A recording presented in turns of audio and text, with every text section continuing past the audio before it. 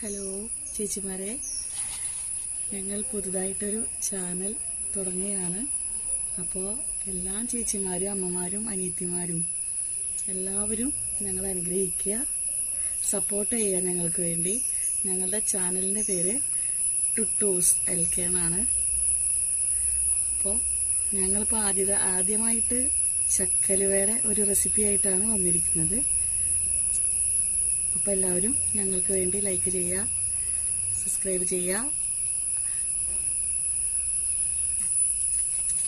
അപ്പോൾ നമ്മൾ ആദ്യമായിട്ട് നെയ്യാണ് ഒഴിക്കുന്നത്.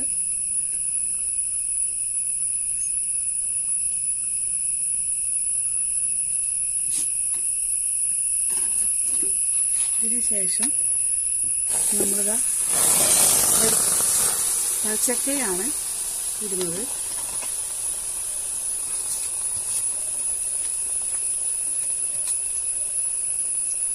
നമ്മളിത് മിക്സിയിൽ മറ്റേ അടിക്കുന്നില്ല കേട്ടോ, നമ്മൾ അങ്ങനെ തന്നെയാണ് ഇടുന്നത്. ഇത് പച്ചക്ക ആയ കാരണം മിക്സിയിൽ ഇടേണ്ട ആവശ്യമൊന്നുമില്ല.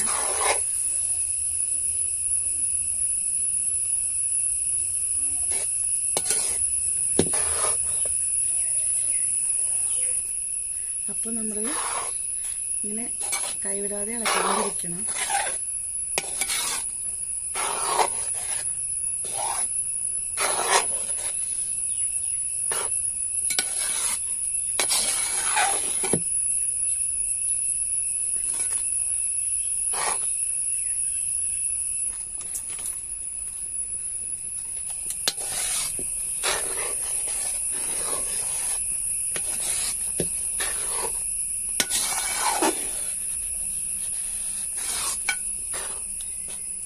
അപ്പോൾ ഇതൊരു വിധം തിളച്ച് വരുമ്പോഴാണ് നമ്മളിതിൽ ബാക്കിയുള്ള ഐറ്റംസ് ചേർക്കുന്നത്. എന്നിട്ടുള്ളത് എന്താണെന്ന് വെച്ചാൽ നമ്മളെ ശർക്കരപ്പാനി വേണം, തേങ്ങാപ്പാൽ വേണം, കുറച്ച് ചുക്കുപൊടി വേണം, കുറച്ച് ഏലക്കാപ്പൊടി വേണം. ഇതൊക്കെയാണ് ഇതിലത്തെ ഐറ്റംസ് നമുക്ക് വേണ്ടത്.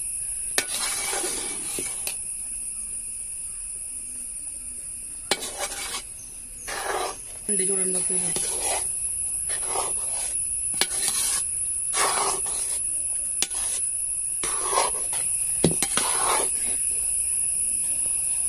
അപ്പം നമ്മളിത് കൈവിടാതെ തന്നെ ഇളക്കിക്കൊണ്ടേ നിൽക്കണം. അപ്പോൾ ആ തിള വന്ന് തുടങ്ങി. ഒരു 10 മിനിറ്റ് കൂടി കഴിഞ്ഞ് കഴിഞ്ഞാൽ നമുക്ക് അതിലേക്ക് ശർക്കരപ്പാനി ഒഴിച്ചു കൊടുക്കും.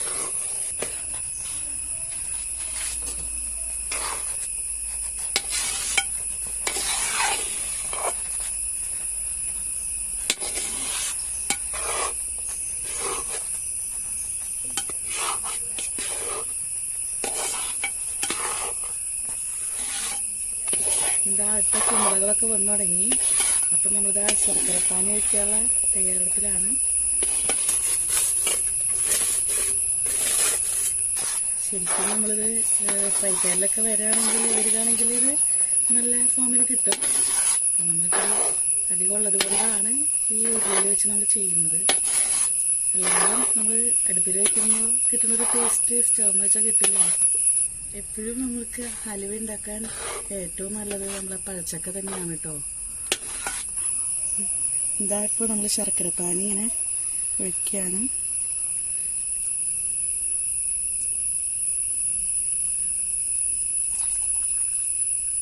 ഇപ്പോൾ നമ്മൾ അരിച്ചിട്ട് ഒഴിക്കണം കേട്ടോ. ശർക്കരയൊക്കെ ഒഴിക്കുമ്പോൾ നമ്മൾ ഇളക്കിക്കൊണ്ടിരിക്കുകയാണ്.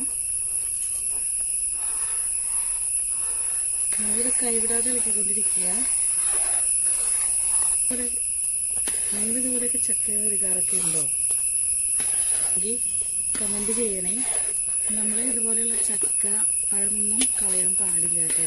അപ്പോൾ നമ്മൾ കുട്ടികൾക്ക് എപ്പോഴും അവർക്ക് ഇഷ്ടപ്പെട്ട പലഹാരങ്ങൾ ചക്ക കൊണ്ട് തന്നെ ഉണ്ടാക്കി കൊടുക്കാം. എല്ലാം കൊല്ലം ചക്ക കിട്ടുമ്പോൾ ഓരോരോ വിഭവങ്ങളിങ്ങനെ മാറി മാറി ഉണ്ടാക്കി കൊടുക്കാറുണ്ട് കുഞ്ഞുങ്ങൾക്ക്. അപ്പോൾ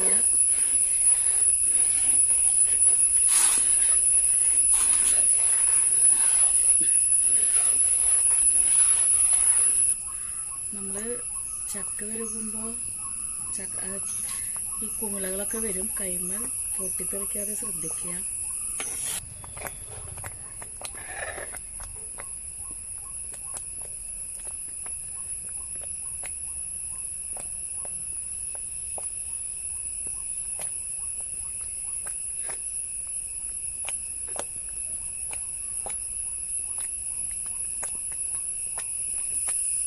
അപ്പം നമ്മളിതിൽ ഇടാൻ പോണത് ഇനി ഏലക്കായ പൊടിച്ചത്, കുറച്ച് ചുക്ക്, കുറച്ച് പഞ്ചസാര ഇട്ട് പൊടിച്ചതാണ് നമ്മളിതിൽ ആഡ് ചെയ്തിട്ടുള്ളത് കേട്ടോ.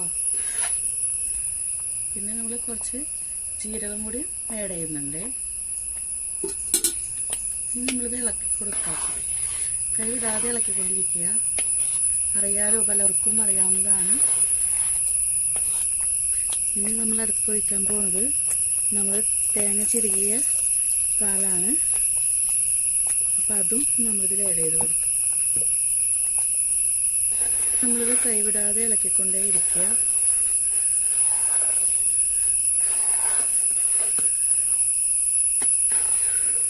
പലരും ഇത് പല രീതിയിലാണ് ഉണ്ടാക്കാറ്. നമ്മളിതിപ്പോൾ തേങ്ങാപ്പാലൊക്കെ ഒഴിച്ചിട്ടാണ് ചെയ്യുന്നത്. അപ്പം അതിനൊരു പ്രത്യേക ടേസ്റ്റും കൂടി ഉണ്ടാവും. എല്ലാവരും ഒന്ന് ട്രൈ ചെയ്ത് നോക്കാം.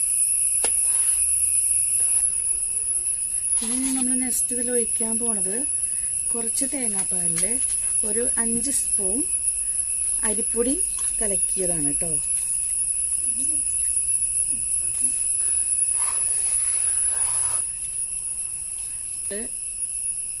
ഒരു നുള്ളു ഉപ്പും കൂടി ആഡ് ചെയ്യുന്നുണ്ട്.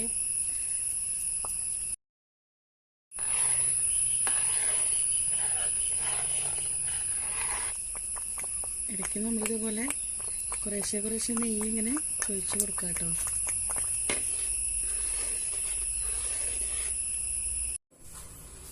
ഇപ്പോൾ നമ്മുടെ പരിവം ഈ രീതിയിലൊക്കെ ആയിട്ടുണ്ട്. ഇതാ നമ്മൾ ഇതിലേക്ക് കുറച്ച് നെയ്യും കൂടി ആഡ് ചെയ്യുന്നുണ്ട്. ഇതാ നമ്മൾ മധുരം കുറവാണ്, അപ്പോൾ ഇത്തിരി കൂടി ശർക്കരപ്പാനി ഒഴിക്കുകയാണ്.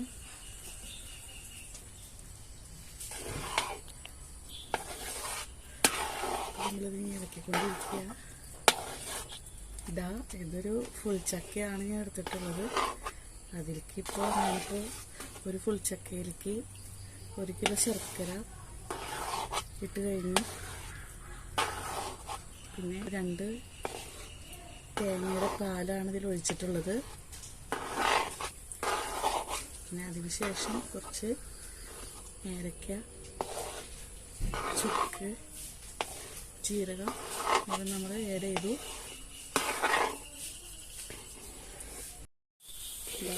നമ്മുടെ അരി പാകമായി കഴിഞ്ഞു.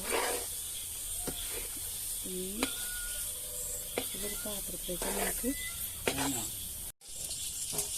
അപ്പോൾ നമ്മുടെ അലുവ ഇവിടെ റെഡി ആയി കഴിഞ്ഞു. നമുക്കൊന്ന് കട്ട് ചെയ്ത് നോക്കാം.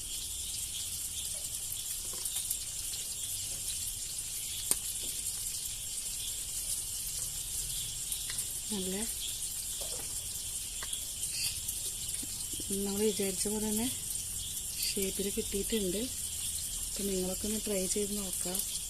ഇഷ്ടമായി കമൻറ്റ് ചെയ്യുക, സബ്സ്ക്രൈബ് ചെയ്യുക, ഞങ്ങളെ സപ്പോർട്ട് ചെയ്യുക, ബെല്ലൈക്കൺ അമർത്താം. അപ്പോൾ ഇനിയും ഇതുപോലെയുള്ള പുതിയ പുതിയ വീഡിയോകളുമായി ഞങ്ങൾ വരുന്നതായിരിക്കും. അപ്പോൾ കമൻറ്റ് ചെയ്യുക. എല്ലാവരും ഇത് ട്രൈ ചെയ്ത് നോക്കാം. നെക്സ്റ്റ് വീഡിയോയുമായി ഞങ്ങൾ ഉടനെ എത്തുന്നതായിരിക്കും. അതുവരെ ടാറ്റ, ബൈ ബൈ.